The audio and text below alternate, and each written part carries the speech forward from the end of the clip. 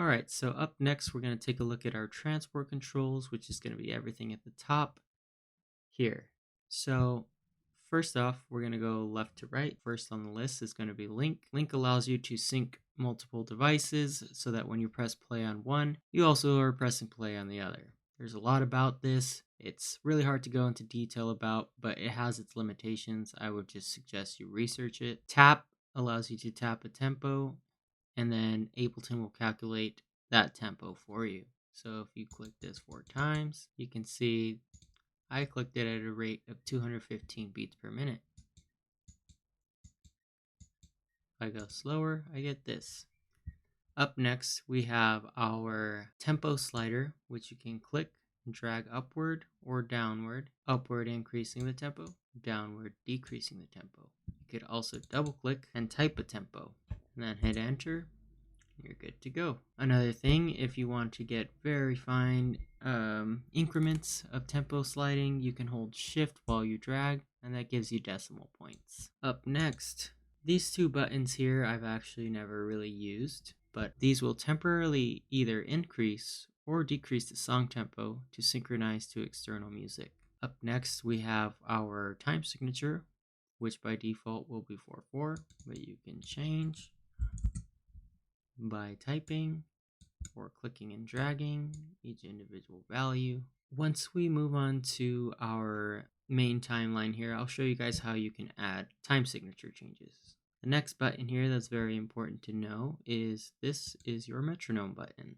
Right next to it is a little arrow that allows you to drop down and gives you options for count in. One bar would give you 4 clicks and then recording would begin. You can change the sound of your metronome and you can change the rhythm. For the most part, I've never changed the rhythm. I've never changed the sound. All I do is enable count in or disable count in. In upcoming videos, I'll show you how you can adjust the volume of your metronome, but for now we're going to proceed.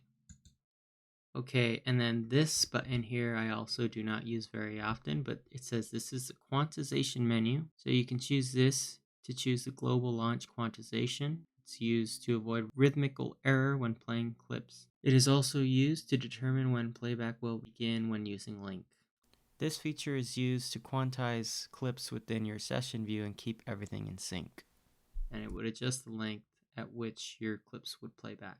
Follow. This button will make it so that your screen will follow your playhead. If I hit play, you can see that my view did not scroll along with my playhead.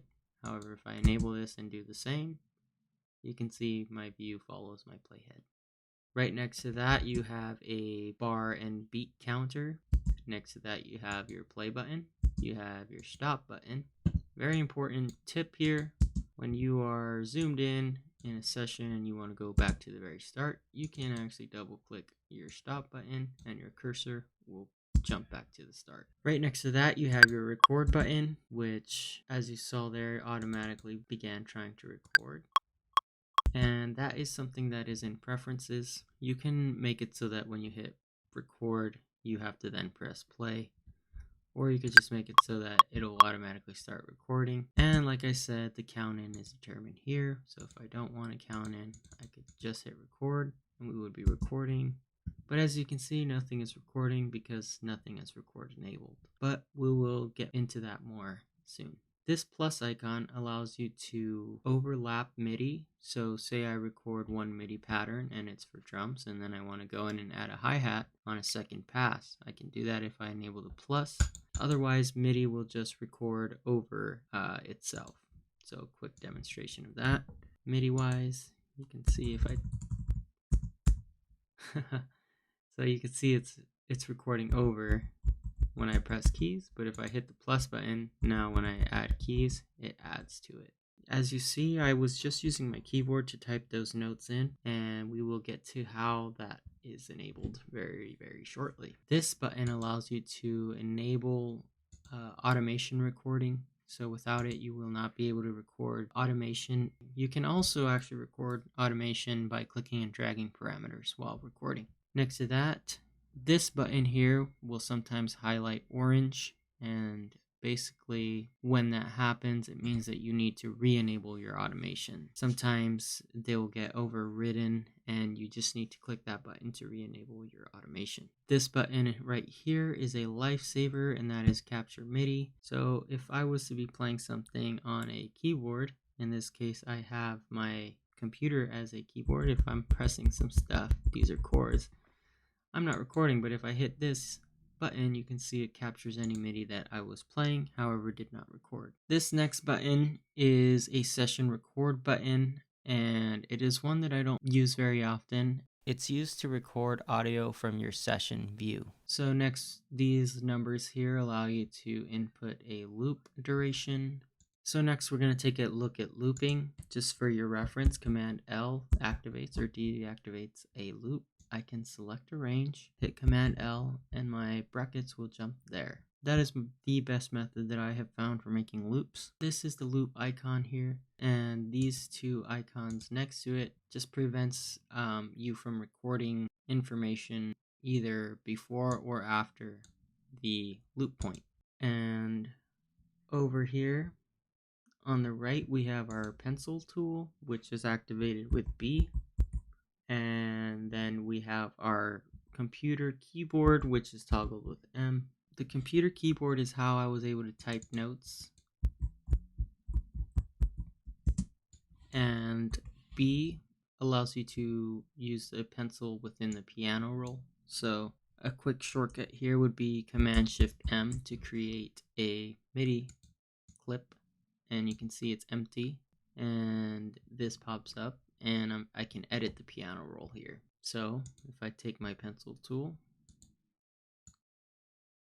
normally the cursor would change. There you go. You can see I can kind of just pencil things in. And a quick tip, Command 1, 2, 3, and 4 are all used to adjust grid sizes. So if I make this bigger with Command 2, Command 1 makes the grid smaller. Command 2 makes the grid bigger. Command 3 toggles triplet view. Command 4 turns the grid off. So we'll go back to Command 4 to enable our grid.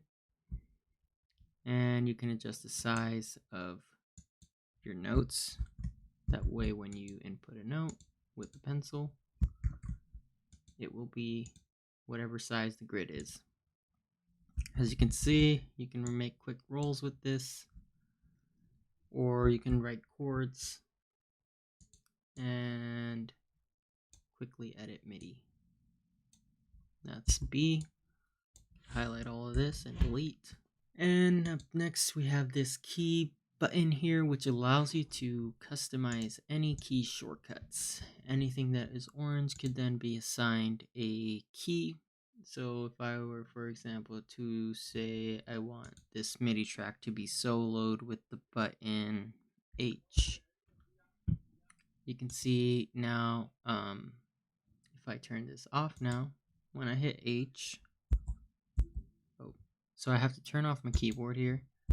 When I hit H, it'll solo that MIDI track.